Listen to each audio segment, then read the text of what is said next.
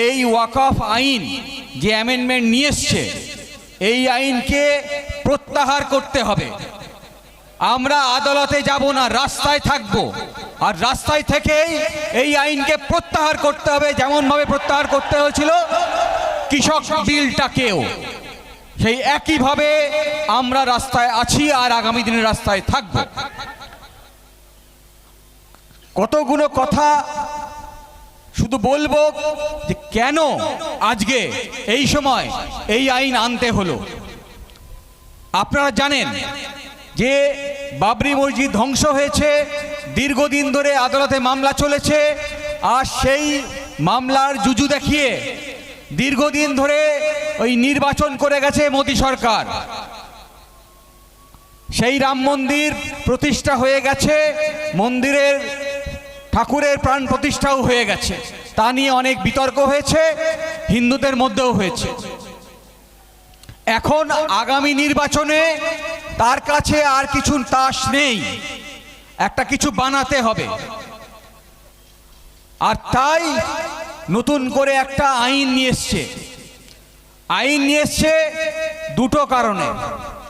একটা আমার মতে একটা, একটু মুসলিম ভাইদেরকে উস্কে দিই, যদি ওরা একটুখানি ঝামেলা পাকায় তাহলে তার সুযোগ নেব। ইতিমধ্যে আপনারা দেখেছেন যে পশ্চিমবঙ্গেরও কয়েকটা জায়গায় মন্দিরে ঠাকুর ভেঙেছে এইসব বলে প্রচার করে, বা কোনো একটা পুজোয় ধর্মকে নিয়ে বাজে কথা প্রচার করে একটা উস্কানিমূলক বার্তা দেওয়ার চেষ্টা করেছে। আপনার পাড়ায় মসজিদ আছে, ওর পাড়ায় মন্দির আছে, একটু সাবধান থাকতে হবে যে পাড়ায় মন্দিরে কাউকে একটা ঢুকিয়ে দিয়ে কিছু একটা ভেঙে দিয়ে আপনার নামে অভিযোগটা পড়তে পারে। আবার আপনার মসজিদেও এই ঘটনা ঘটতে পারে। ফলে সাবধান থাকতে হবে, উস্কানিতে পা দিলে হবে না। এই উস্কানি দেওয়ার চেষ্টা কিন্তু চলছে।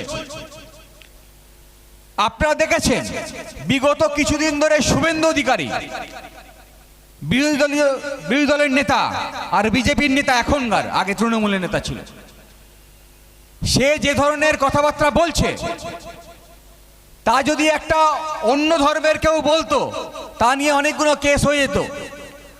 আমরা ইতিমধ্যে অভিযোগ দায়ের করেছি। আমরা দেখতে চাইছি সেই অভিযোগের ভিত্তিতে এখানকার পুলিশ কিছু করে কিনা, আর না করলে আমরা আছি, দেখে নেব পরে। কিন্তু ওয়াকফ আইনের আরো একটা কারণ, যে কারণ আরএসএস যবে থেকে তৈরি হয়েছিল স্বাধীনতার আগে, তবে থেকে এই চেষ্টায় আছে। আরএসএস কিন্তু কখনো বলে না যে ভারতবর্ষে মুসলমানরা থাকবে না। আরএসএস বলে ভারতবর্ষে মুসলমান থাকতে পারে, কিন্তু আমাদের কালচার মেনে থাকতে হবে। আর যেদিনকে ভারতবর্ষের সংবিধান রচনা হয়েছিল, সেদিন আমাদের দেশেরই এক হাইকোর্টের জাজ তিনি বলেছিলেন যে আরএসএস এর সংবিধানকেই আমাদের দেশের সংবিধান করা উচিত ছিল, আলাদা করে সংবিধানের প্রয়োজন ছিল না। তাহলে বুঝে নিন, যিনি জুডিশিয়ারির দায়িত্বে ছিলেন সেখান থেকে শুরু করে আরএসএস সবাই কিন্তু এক সূত্রে কথা বলছে। আর যবে থেকে আরএসএস এসছে, যবে থেকে বিজেপি ক্ষমতায় এসছে, তবে থেকে আমার দেশে যে কটি স্বাধীন সংস্থা ছিল, সেটা নির্বাচন কমিশন হতে পারে, সেটা পাবলিক সার্ভিস কমিশন হতে পারে, ইউনিয়ন পাবলিক সার্ভিস কমিশন বা West Bengal public service commission বা নির্বাচন কমিশন বা সিএজি বা সিবিআই, যত সংস্থা আছে যারা নিরপেক্ষভাবে কাজ করার কথা ছিল, তারা সবাই তাদের নির্দেশে কাজ করছে। আর কোথাও গিয়ে মনে হয়েছে যে জুডিশিয়ারির নিরপেক্ষতা নিয়েও প্রশ্ন উঠছে, তা এই বার্তা জুডিশিয়ারির মধ্যে উঠছে। তাই আমাদের সাবধান থাকতে হবে। আপনারা যে আইন আমরা হাতে পেয়েছি, সে আইনে বলছে যে আজকে যে সম্পত্তিটা আপনি ওয়াকফ দেখছেন, এই সম্পত্তিটা নিয়ে যদি এক ভাই প্রশ্ন করে দেয় যে না এটা ওয়াকফ সম্পত্তি নয়, তাহলে যেদিনকে এই সম্পত্তি নিয়ে প্রশ্ন তুলবে সেই দিন থেকে সেই সম্পত্তির ওয়াকফ ক্যারেক্টার আর থাকবে না। তাহলে আজকে এই বাড়িটার মালিক আপনি আছেন, পাশের বাড়ির ভাই বলছে না ভাই এই বাড়ির এই জমির মালিক আমি, সে একটা মামলা করে দিল, তাহলে একটা ডিসপিউট তৈরি হলো, তাহলে কি সেই বাড়ি থেকে তাকে সরে যেতে হবে নাকি মামলা নিষ্পত্তি পর্যন্ত অপেক্ষা করতে হবে?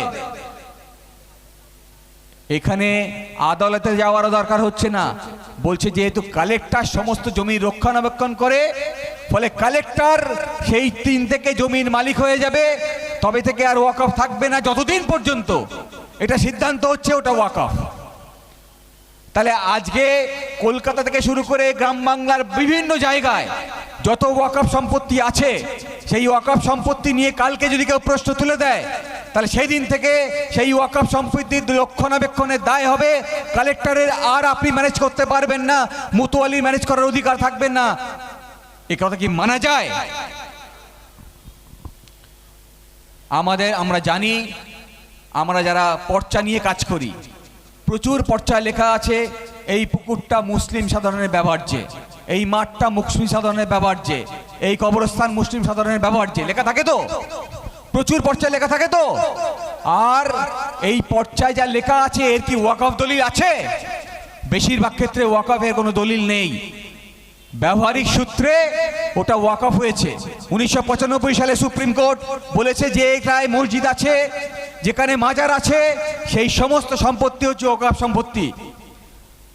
আর এখন বলছে যেটায় ওয়াকফ বাই ইউজার, যে সম্পত্তিটা আমরা ব্যবহার সূত্রে আমরা ওয়াকফ হিসেবে গণ্য হয়েছে, তার ওয়াকফ হবে না। ফলে আজকে যেগুলোকে মাজার দেখতে পাচ্ছি, কালকে সেগুলোকে ওরা সেকুলার প্রপার্টি হিসেবে ডিক্লেয়ার করবে। সমস্যা অনেক। ওয়াকফের যে অ্যাক্টের নাম কি ছিল? ওয়াকফ অ্যাক্ট ছিল, ডাব্লিউ দিয়ে নাম শুরু ছিল, এখন এ দিয়ে শুরু হচ্ছে ওয়াকফ। আর এখন এন্ডোমেন্ট, ম্যানেজমেন্ট, হাজারটা নাম ঢুকিয়ে দেওয়া হচ্ছে। আমি জল বলবো না পানি বলবো সেটা তো আমার চয়েস। আপনি আমার এই কালচারটাকে পরিবর্তন করে দেওয়ার চেষ্টা করছেন, আস্তে আস্তে ওয়াকফ নামটাকে ভুলিয়ে দেওয়ার চেষ্টা করছেন।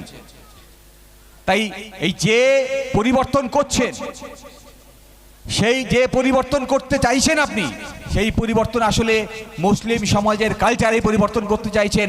যে সম্পত্তি ওয়াকফ, যত ওয়াকফ সম্পত্তি পশ্চিমবঙ্গ তথা ভারতবর্ষে আছে, সেই সম্পত্তি যদি রক্ষণাবেক্ষণ করা যায়, সেই সম্পত্তি থেকে যদি উপার্জন আমরা করতে পারি, তাহলে পশ্চিমবঙ্গ তথা ভারতবর্ষে একটি মুসলমান গরিব থাকবে না।